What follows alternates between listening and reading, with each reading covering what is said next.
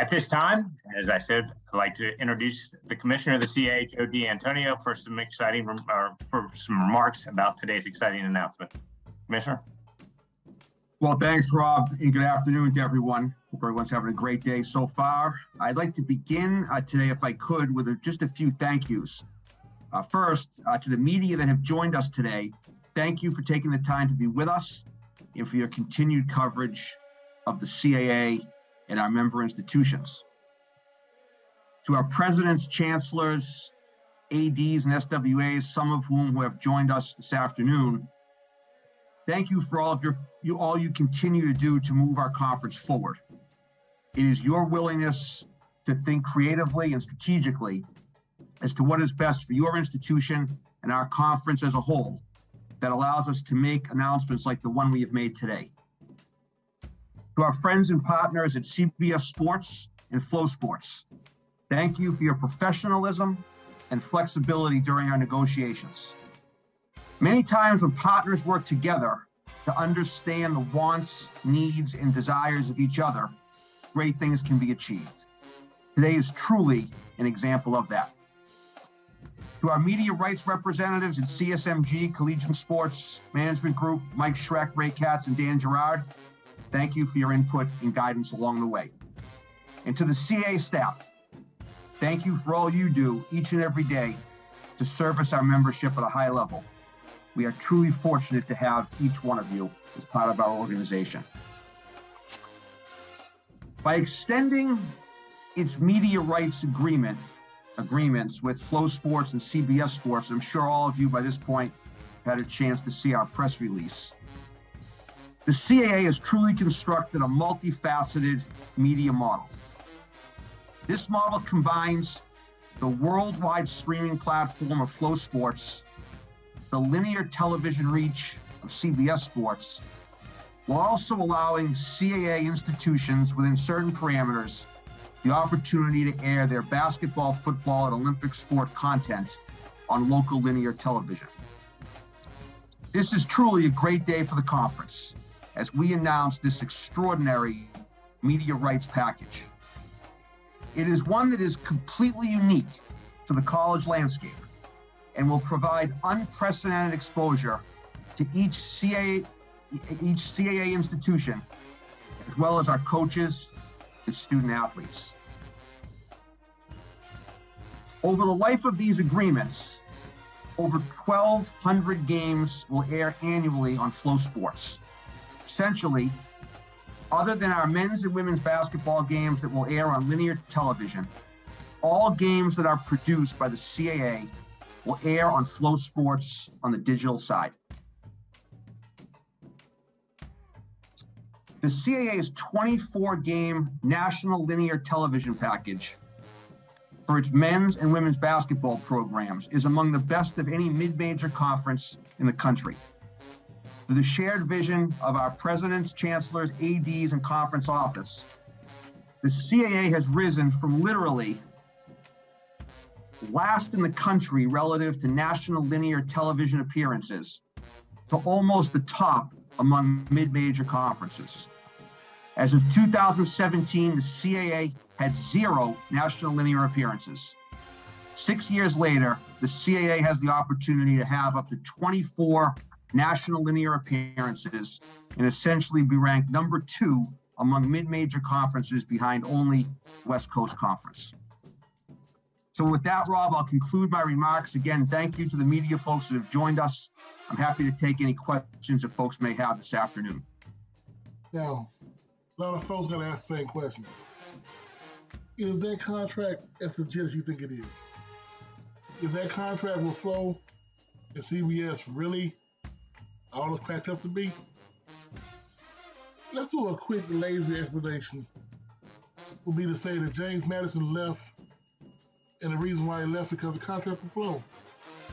The dudes going FBS was a blow because, let's be honest, they would have faced the conference for years and are still at the last CAA team to play for a national championship. They had the best stadium, consistency, represented the league in the playoffs year after year. They hold an ultra rare distinction of being the only team to beat North Dakota State in Fargo in the postseason. But as good as they were, JMU's departure is not why CAA is falling behind. It certainly is a membership problem. As you know, the league added Hampton and Monmouth last year, with A&T and Campbell joining this season. In fact, CAA has the largest membership of any FCS conference at 15. Well, 14 now. The biggest thing for any entity within the FCS, be a conference program, is exposure. How many eyes can you draw? Everything in teams for recruiting money this fall will line up behind the Big Sky and the MVC. We're in last night arrest the FCS, that department.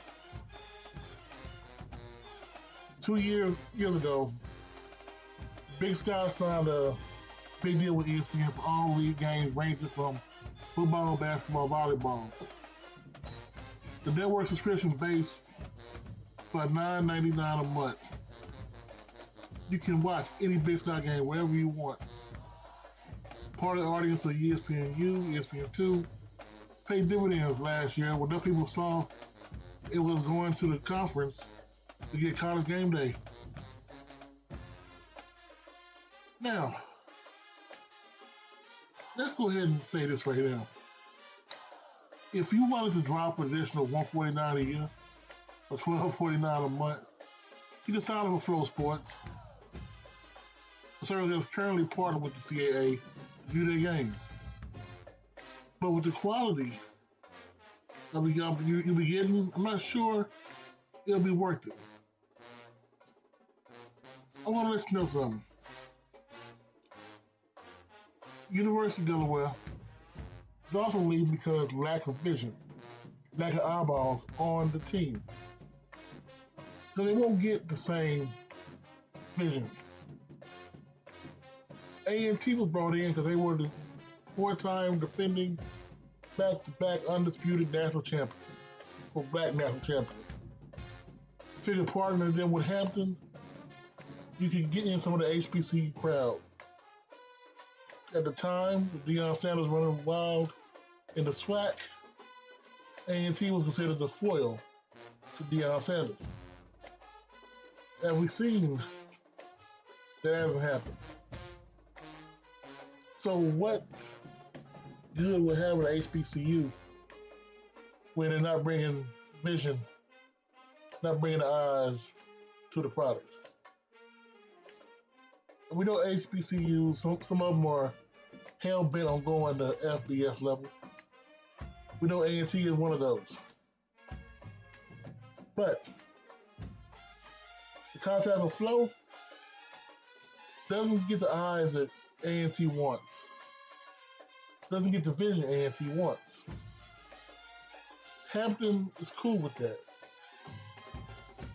And with it being $12.49 a year, is more than ESPN Sports, and you have less quality of a game, because the games are produced by the school, basically. Less quality of the game, less vision, less reach. Is it truly what you need?